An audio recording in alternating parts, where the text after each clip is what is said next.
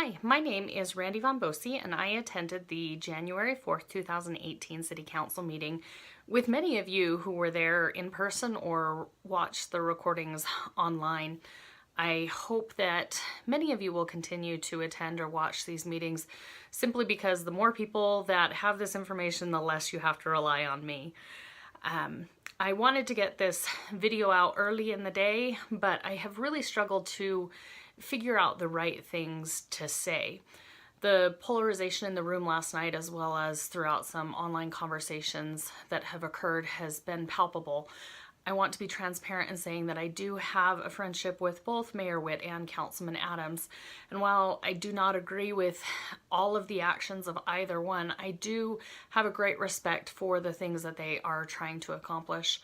For that reason, I am going to be brief about the accounting of what occurred in regards to the resolution of censure that was put forward. I feel that the business portion of last evening went really well. The discussions about the resolution were very emotionally charged and led to some briskness by those who were in attendance as well as those who were leading the meeting. If this conflict is what you're interested in, I would invite you to watch the recordings that are up on the Kaysville Live YouTube channel. But rather than focus on those, I would like to take a minute to speak from my personal point of view. In the future, I will try to avoid interjecting my commentaries and will stick to as much as possible the facts that are available. But for today, I want to speak to some of the comments that were made last night. As I listened to some of the comments that were presented to the council in regards to the censure, I felt that the overriding thought was that of moving forward. I would like to reiterate that idea. Over the last year, I have watched as grievances have been brought up repeatedly from all parties. Perceivable wrongdoings have taken center stage, and we as a community have fixated on placing blame. While I understand the need to make sure that we are trying to be as efficient as possible in our government and in our city administration, I also think there comes a time when we have to move forward from placing the blame and on to finding the path to make the future better. Right now, we have a chance to hit the reset button on any past departmental issues or personal grievances in order to begin working towards common goals. I think all of the residents would agree that the thing we want most is to know that our leaders who are front and center are as invested in us as they are in crossing the I's and dotting the T's. But in order to achieve this, we as a community have to be willing to accept that not everything is going to happen perfectly and with complete efficiency. However, any bump in the road can be reworked in order to achieve the goal of complete efficiency. I would like to see us begin focusing on this way forward instead of continually looking back. With that being said, I will now move on to delving into some of the issues that were discussed at the council meeting last evening. We did have a new agenda that came forward. Pardon me as I pull that up. It is broken up into different categories that were explained by Mayor Witt. We moved through a lot of those very rapidly. The consent items are generally going to be things that don't require discussion. The action items are going to be things that have, for the most part, been previously discussed and can be voted on with very little continued discussion. So those items moved through rather quickly, and then we moved into our work items. There were a couple items under the work items that did bring some good discussion. A couple of those that have been in the forefront today are that of automatic metering, as well as the idea of fiber lines being laid within our community. I'm going to start with the automatic readers because this was what was brought up first on the agenda. Automatic readers have been something that has been talked about quite a bit over the last little while.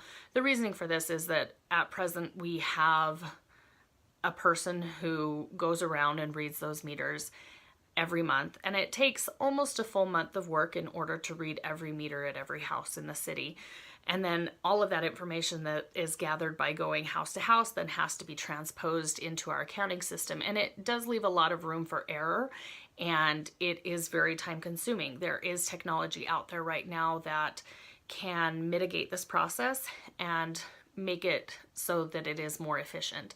It is something that I believe the department heads within the city are wanting to invest in, but it is an investment and it will come at a cost to residents to upgrade this technology.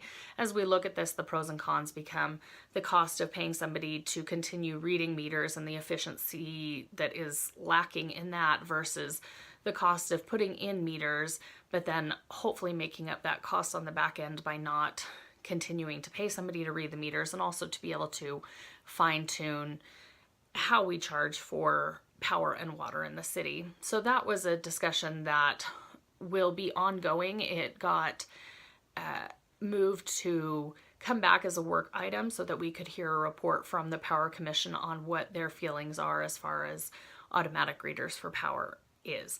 So that will have another week at least of discussion before any action is taken on that item. The next item that came forward was that of fiber being laid, fiber internet lines being laid within the city. As this is new technology, it does require completely new infrastructure that Kaysville currently does not have. The city department heads would like to see fiber laid between the city substations.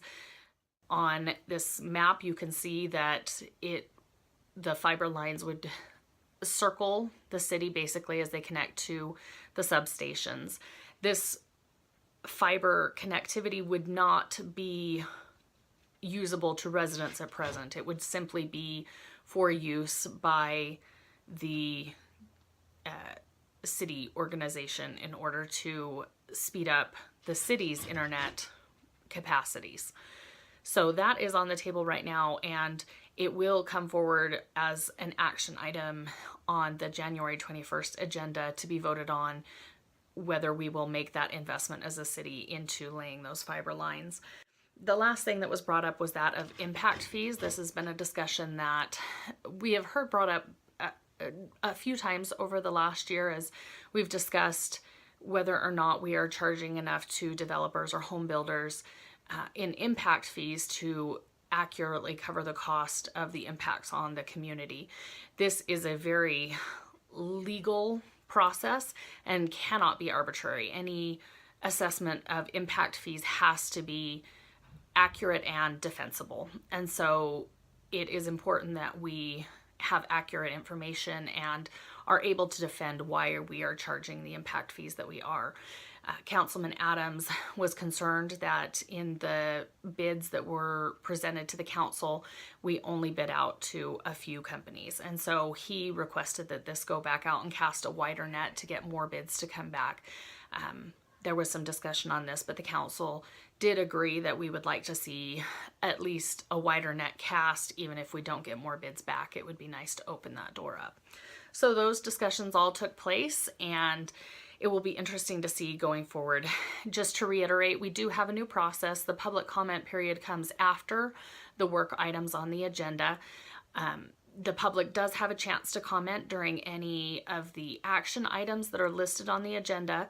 In order to comment during this time or during the public comment period, you would need to sign up to comment ahead of time. So you would need to be at the meeting in enough time to write your name on a list to make those public comments. So if you are interested in getting involved in the process, just make sure that you are there and look for those signups for public comment.